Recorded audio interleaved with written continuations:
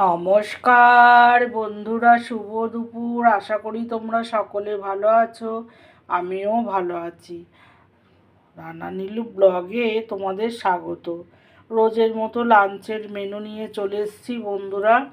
আজকে দেখো ভাত হয়েছে, গরম গরম ভাত এই মাত্র নামালাম। আর করেছি বন্ধুরা এদিকে দেখো শালগমের তরকারি করেছি, টমেটো মটরশুঁটি দিয়ে শালগমের তরকারি। কিভাবে করেছি ভিডিওটা তোমাদের দিয়ে দেবো। আর এদিকে করেছি নোটে শাক করেছি, রসুন কাঁচা লঙ্কা কুচি ফোড়ন দিয়ে, আর এটা হচ্ছে বাদাম ছিটিয়ে দিয়েছি। এই দিয়ে আমার ভাত খাওয়া হয়ে যায়, খুব সুন্দর লাগে খেতে। আর এদিকে করেছি আমি এই যে করলা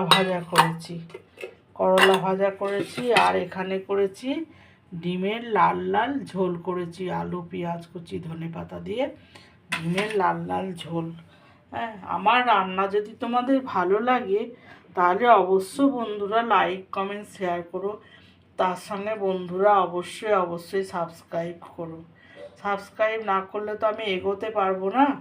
হ্যাঁ, একটু আমাকে এগিয়ে নেওয়া যাওয়ার চেষ্টা করো বন্ধুরা, তোমরা আমাকে ভালোবাসা দিও। তাহলে রোজ রোজ আমার রান্না দেখতে পাবে। আর তোমরা সকলে ভালো থেকো, সুস্থ থেকো। ধন্যবাদ।